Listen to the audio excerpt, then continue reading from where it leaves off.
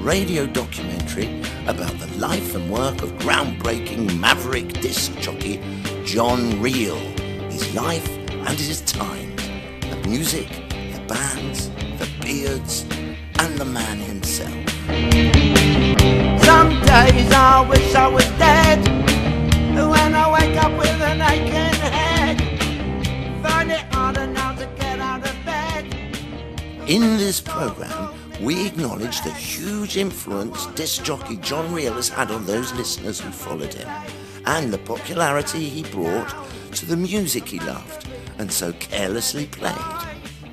So here tonight, we pay tribute to John Reel, the man, the sounds, the times, everything, but the smell. I wanna go out to a show, but I gotta buy my clothes from Giacomo.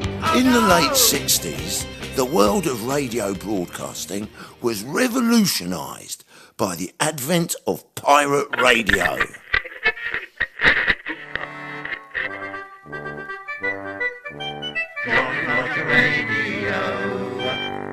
Ahoy there, pop pickers! This is Dave Sunshine, bright and early and bringing you the morning show on Jolly Roger Radio. Jolly Roger Radio. Transmitting from sinking ships in the North Sea and taking advantage of a loophole in the law, a brand new breed of radio celebrities were being unleashed upon the nation. Toady Blackburn, Johnny Talker, Pip Pippin, and Diddley Davy. One wet morning in November 1967, fresh-faced from Puddleton Public School, was a young John DeVere Reel, determined to make his name as a disc jockey. John's father, Pee Wee Reel, had enjoyed a small degree of musical success during the 50s with his own jazz combo, performing the song Zab Zabadoo-Wah.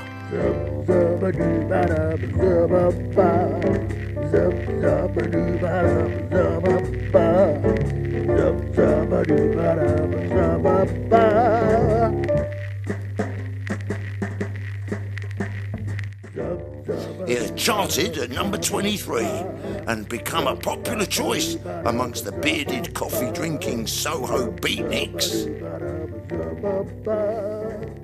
Inspired by his dad's musical achievement, John immediately made his mark, broadcasting a unique style of drippy hippie music.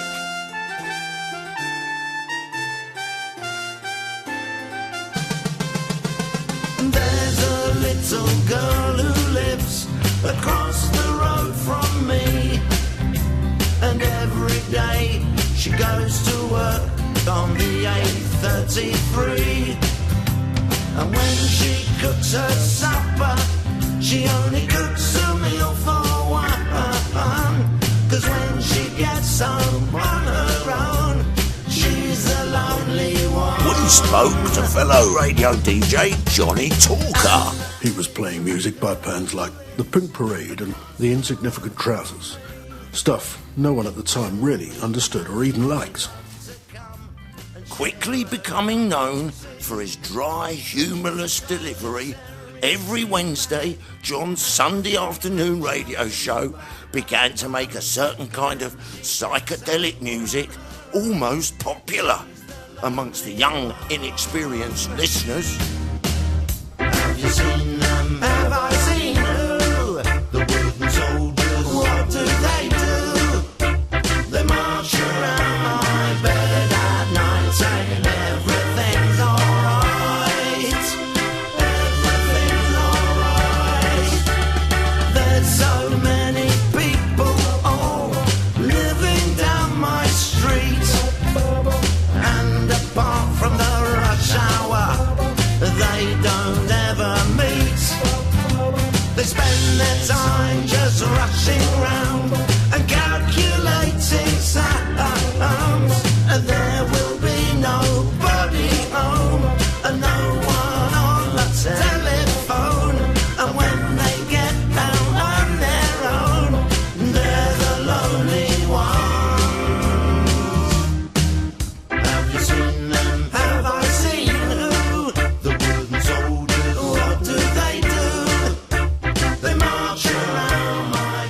listeners, the combination of John's boring voice and the strange new psychedelic pop was irresistible.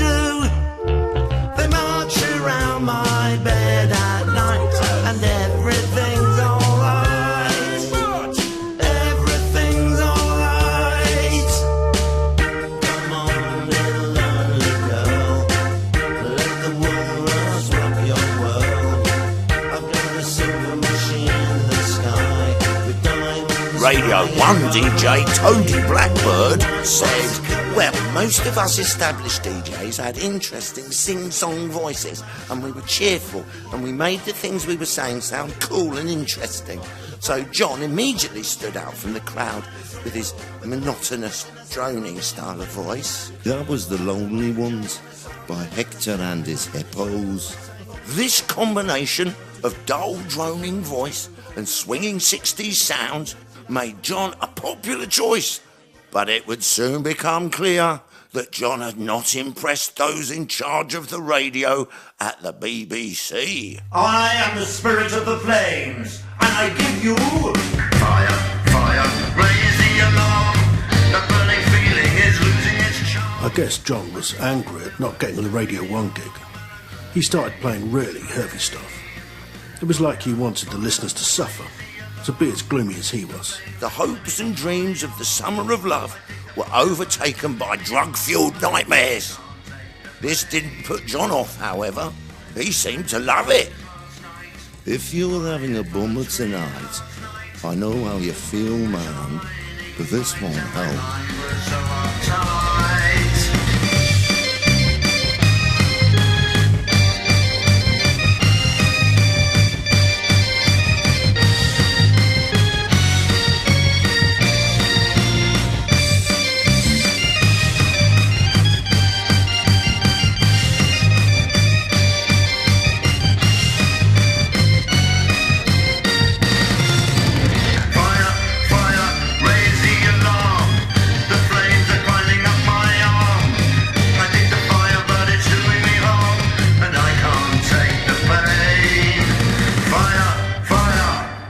I lit too many fires last night by the silly world of Arthur Pewty. John was also pumping out powerful blues-based rock sounds to his long-haired caftan-wearing fans. He often included tracks that could only be described as extremely heavy.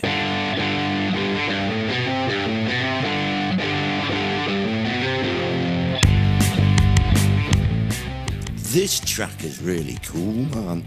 This is The Party of Your Life by the Acid Punch Bowl. There's a lady who is certain that she will pass by again. She's saving all her heartbreak and she's saving all her pain. 'Cause you know things will get soggy if you leave them in the rain. So she must pack up her problems, neutralise them from her brain.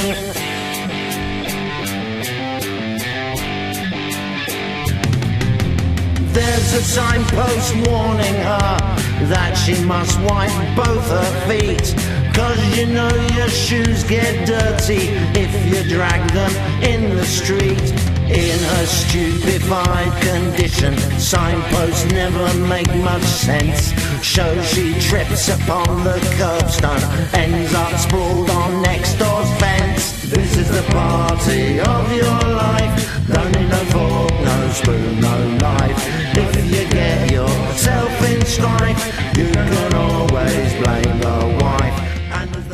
This was the beginning of his famous John Reel sessions, performances that would become legendary, mostly for squeezing so many musicians into a tiny studio. Riding in the ambulance, the siren sounds like screaming hens. She couldn't save her arm from breaking, so they take her to the home again.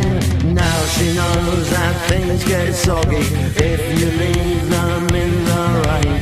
Sadly she will be committed and we'll never see her again. This is the party of your life. Don't need no fork, no spoon, no knife. And if you get yourself in strife, you can't blame the wife. And as the party nears its end, you'll look around to find a friend, but they have all gone round the bend, never to come back again.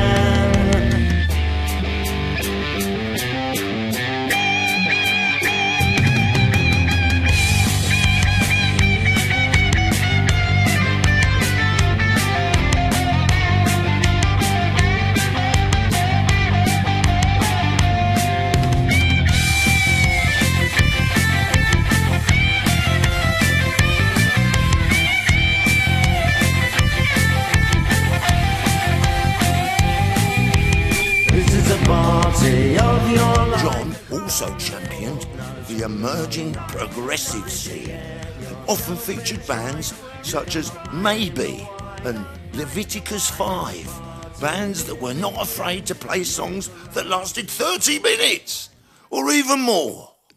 A band popular with John at the time were the progressive rockers No. They regularly came into the studio to play sessions for John and often played sets lasting in excess of 4 hours. Unfortunately, no record exists of these legendary sessions because John usually forgot to press the record button. But here, from the album England Will Taste the Teabag of Her Own Typhoo by The Nasty, is the track Land of Dope and Tories.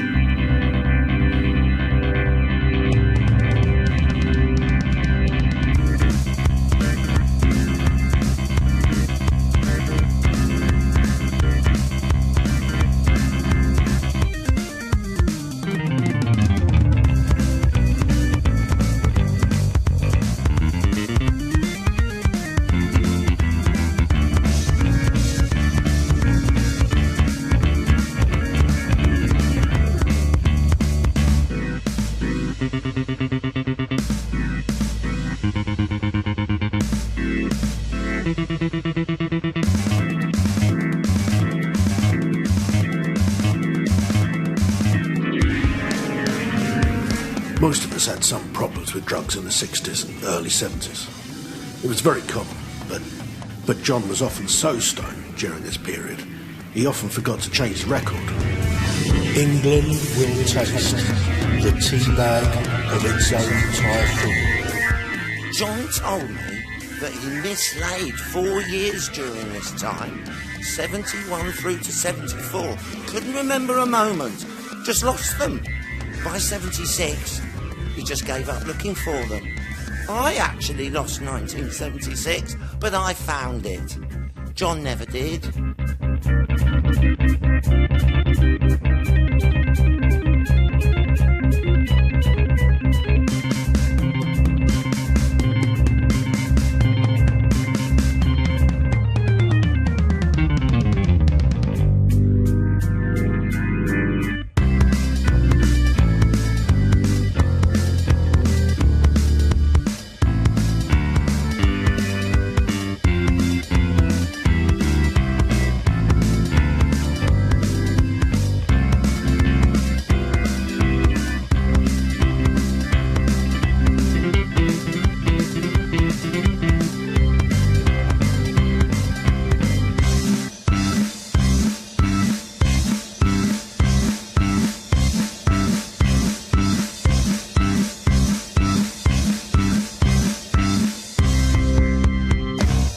Despite being so closely linked to the underground, heavy, progressive, serious rock scene, John did occasionally involve himself in the pop scene. Famously, he championed the folk pop musings of a certain Mark Boland and his band Brontosaurus Legs. Jadderija, jadderija, oh, jadderija, jadderija, oh, jadderija, jadderija, oh, jadderija, jadderija, oh, blah blah blah blah blah, blah blah blah blah blah. Jadderija, jadderija, oh, jadderija, ja. Oh Emily, you're just like a willow tree. Standing there, you're 6'2", and all the mice run around you. Oh Emily, blah blah blah blah blah blah. Abigail, you're just like I remember telling Mark to stick to playing the acoustic guitar and keep the name of the band as long as possible. Strangely enough, as soon as they shortened their name and started playing electrical guitars, they became extremely successful. Mark never spoke to me again. Shame, really. Jadderija, jadderija, oh, jadderija, ja. Oh, Stephanie, you've got such a gammy knee. At this point, many DJs, like myself, had been invited to join the BBC at the brand new Radio 1. So we began to embrace a lighter, more soulful sound as popular music moved away from the hippie scene. But not John. For some reason, BBC didn't seem to want him at that time, whatever he played. Jadderija, jadderija, oh, jadderija, ja. Jadderija, jadderija, oh, jadderija, jadderija, oh, blah blah blah blah blah blah, blah blah blah blah blah blah. Jadderija, jadderija, oh, jadderija, ja. Jadderija, jadderija, oh, jadderija, jadderija, oh, blah blah blah blah blah blah, blah blah blah blah blah blah. Jadderija, jadderija, oh, jadderija, jadderija, cha-cha. Despite John's lack of interest in the popular music scene, he truly believed he was able to judge which acts would achieve real long-term success. Bands that could go on for years.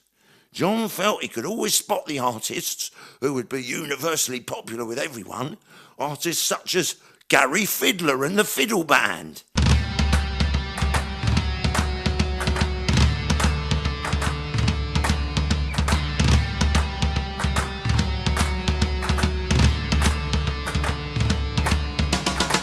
Obviously, John didn't always get it right.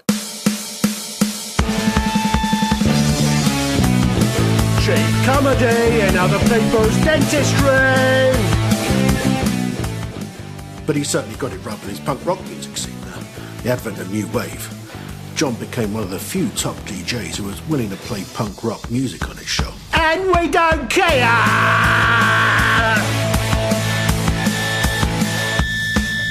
I've got a problem with my teeth and the stuff that's underneath. And as I watch my gums recede, you just get used to the way they breathe. It's not so much that they are brown, or the way the molars have been ground down, or the fact that a couple of them move whenever I eat some solid food. I really have to say, my teeth get crappier every day, and every single time I smile, I look more like a crocodile.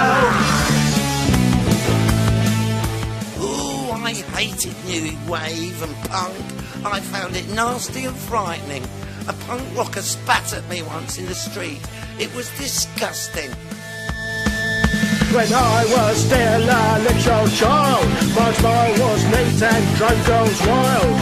Now my teeth are all ingrained with plaque and many other stains.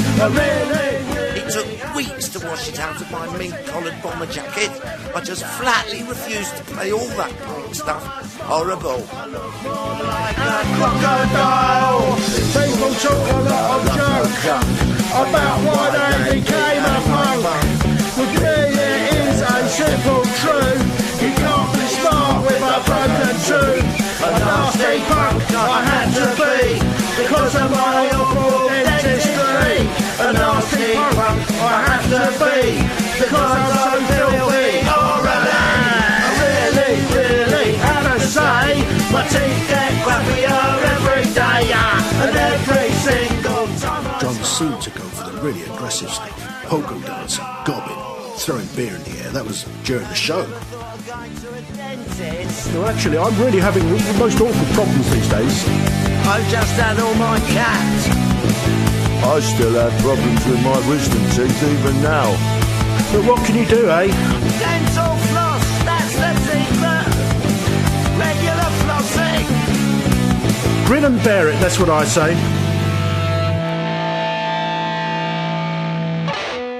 Bad Teeth by Oral Douche. It should be remembered that it was around this time when John, always with his nose to the ground, his finger to the pulse, his chin in the air, looking for the next big thing, and almost always ignoring it, became one of the first DJs to play some of the new wave of sounds coming from Germany, despite the quite virulent complaints from the World War II veterans that were received at the time on the BBC switchboard.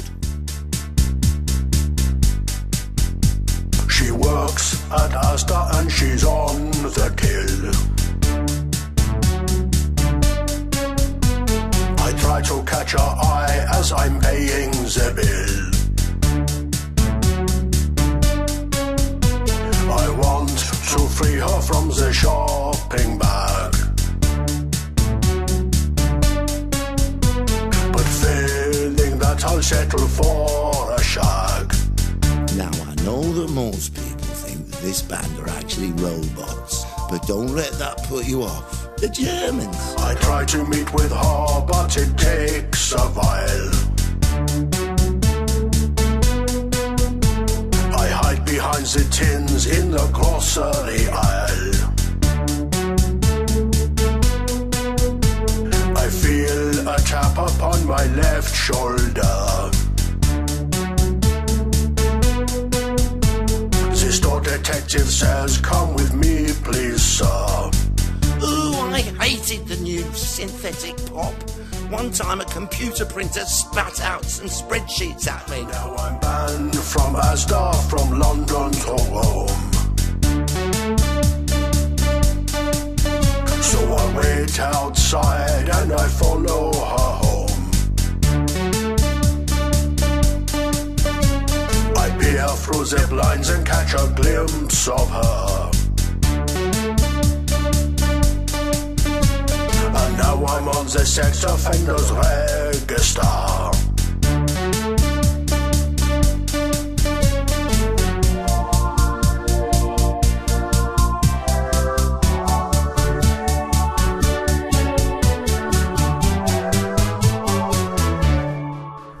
That was part 1 of the life and times of John Reel, brought to you by Paul and Tony's Jar of Spanners.